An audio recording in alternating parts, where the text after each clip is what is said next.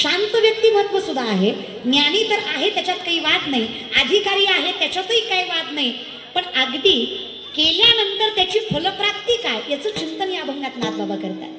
नाथबाबा म्हणतात देवा काहीच करायचं नाही, मला फक्त मनाला समजून सांगायचं जे खरं आहे, आणि खरं एकच आहे माय जगन्नाथ, याच्या पलीकडे आपलं कुणी नाही हे आपल्यालाही माहित आहे बरं का, फक्त मान्य करायला वेळ जातो आपल्याला बसलेला सगळ्यांना माहित आहे, जोपर्यंत आपल्यावर चांगले दिवस आहेत तोवर लोक आपली आहेत, ज्या दिवशी आपल्यावरचे चांगले दिवस गेले रक्ताची नाती सुद्धा आपल्या पाठीत खंजीर खुपसायला मागे पुढे बघणार, हे सगळ्यांना माहित आहे. तुम्हाला माहित नाही का? हे कीर्तनकारांना सांगायची गरज आहे का?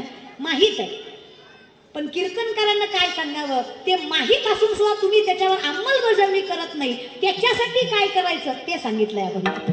माहित तुम्हाला माझ्यापेक्षा जास्त कळतं तुम्हाला, तुम्ही उगाच बोलवलं मला, तुम्हाला सगळं माहिती महाराज बरं का, फक्त तुम्हाला जे माहित आहे त्याची उजळणी मला करायची, बाकी तुम्हाला सगळं माहिती आहे. तसे तुम्ही लय हुशार आहे. आणि बिचाऱ्या बायका माझ्या किती आनंदानं बसल्यात, हे मात्र माझ्या विरोध पार्टीसारखी बसलेत महाराज बरं का.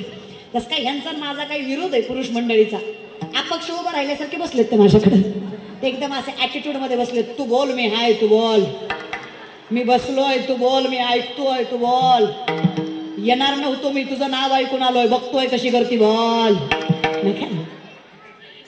असू दे की त्याला काय एवढं. एक साधं विचारते, माझ्या भावासारखे आहात, माझ्या वडिलांसारखे आहात, पोटच्या पोरीचं भाषण चुकलं तरी टाळ्या वाजवता, हो की नाही? हो ना दादा? पोटच्या पोरीचं भाषण चुकलं तरी टाळ्या वाजवता, हो की नाही? हो.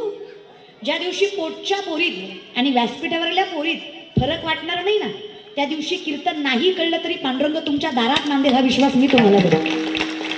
एवढ्या अगतिकपणे कीर्तन ऐका.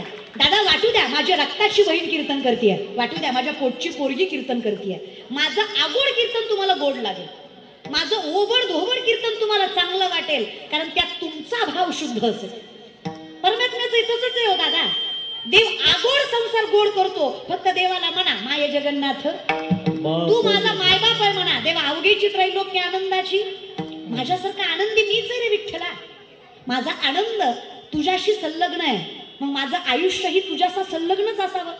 मी तुझ्यापासून दूर गेलो की माझ्यासारखा पापी कुणी नाही. आणि पाप म्हणजे दुःखाचं कारणच.